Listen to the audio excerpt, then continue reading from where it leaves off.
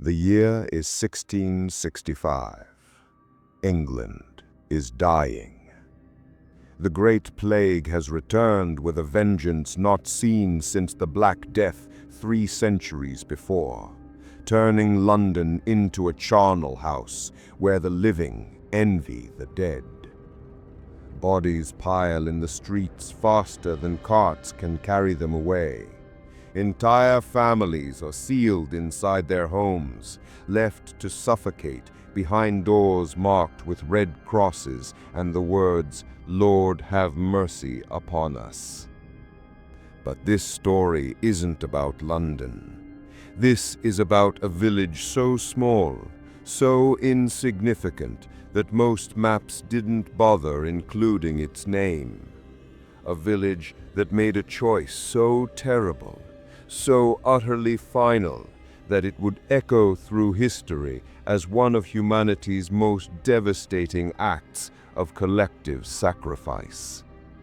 This is the story of Eyam, the plague village that sealed itself off from the world and waited to die. September 1665. The village of Eyam sits nestled in the rolling hills of Derbyshire, a collection of perhaps 70 stone cottages clustered around a medieval church. Population 350 souls. It's a place where everyone knows everyone, where families have lived for generations, where the rhythm of life hasn't changed in centuries. Farmers tend their sheep on the surrounding moorland.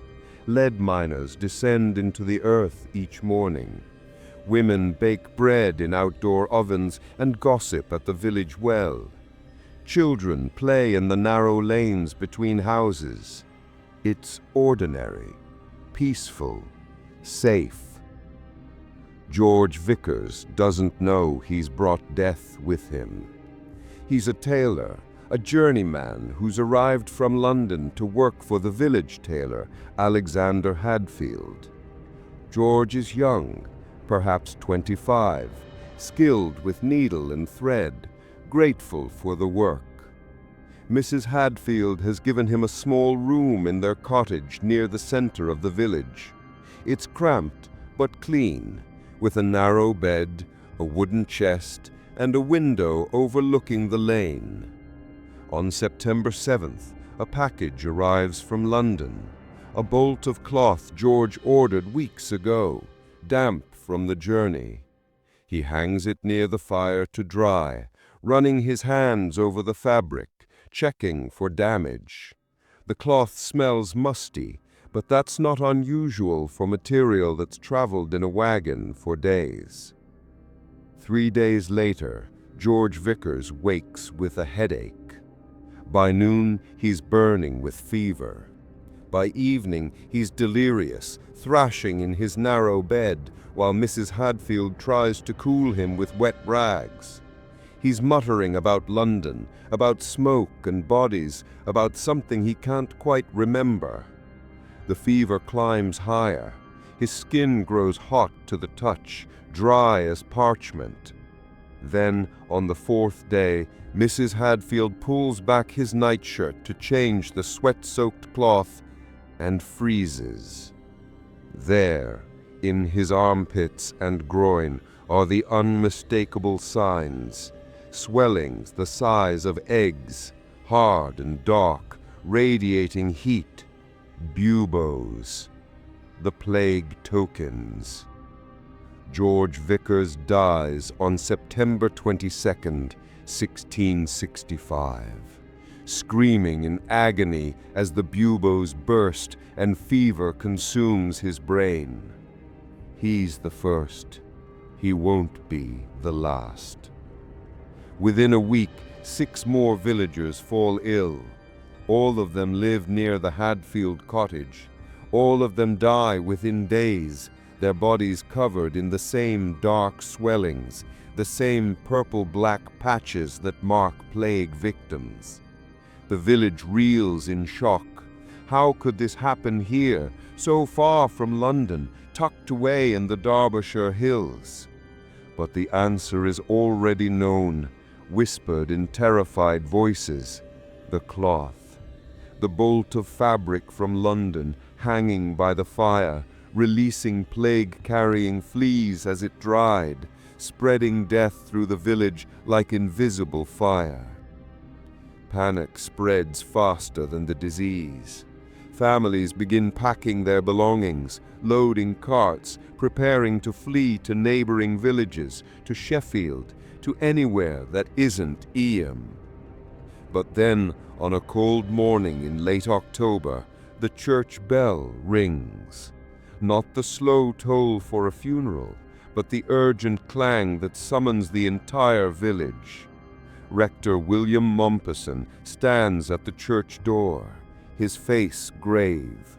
Beside him is Thomas Stanley, the former rector, now in his 70s, who's come out of retirement to help his successor.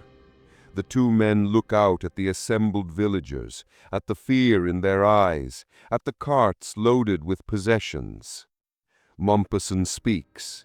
His voice carries across the churchyard, clear and firm. If we flee, we will carry the plague with us.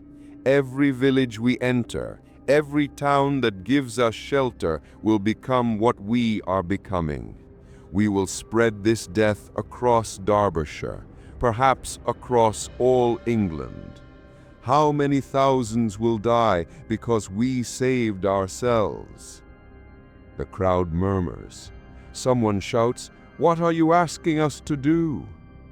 Mompesson's answer is simple and terrible. Stay. Seal the village. Let no one in or out until the plague has run its course. We will save ourselves or we will die here, but we will not carry this curse to others. The silence that follows is absolute. Think about what he's asking. Think about the weight of that choice. Mompesson is asking 350 people to voluntarily trap themselves with a disease that kills 9 out of 10 victims, to watch their children die, to bury their parents, their siblings, their friends, to wait in terror for their own symptoms to appear, knowing there's no escape, no hope of flight. He's asking them to sacrifice themselves for people they've never met, for villages they've never visited, for the abstract concept of the greater good. The debate lasts hours. Some argue for immediate flight. Others point out that the neighboring villages have already heard about Eyam's plague and won't welcome refugees. A few speak of duty, of Christian sacrifice, of God's will. But in the end, it's not theology that decides it. It's something simpler and more human. The realization that if they flee and spread the plague, they'll never forgive themselves. The guilt would be worse than death. The village votes. Not everyone agrees. Some families refuse and slip away in the night, disappearing into the hills. But the vast majority stay. They agree to the quarantine. They agree to seal themselves off from the world. The rules are established quickly. A boundary line is drawn around the village, marked with stones. No one crosses it in either direction. Neighboring villages, led by the Earl of Devonshire, agreed to leave supplies at the boundary stones, food, medicine, whatever can be spared. Payment is left in holes filled with vinegar, which people believe will cleanse the coins of plague. Communication with the outside world happens only at a distance, shouted across the boundary, or written in letters left under stones. Church services move outdoors to Cooklet Delph, a natural amphitheater in the hills, where families can gather while maintaining distance from each other. Mompesson stands on a rock outcropping and delivers his sermons to people scattered across the hillside. each family group isolated from the others, visible only as distant figures against the moorland grass. The first winter passes in a haze of fear and grief. The plague seems to slow in the cold months, the fleas less active, but it doesn't stop. Every week brings new deaths.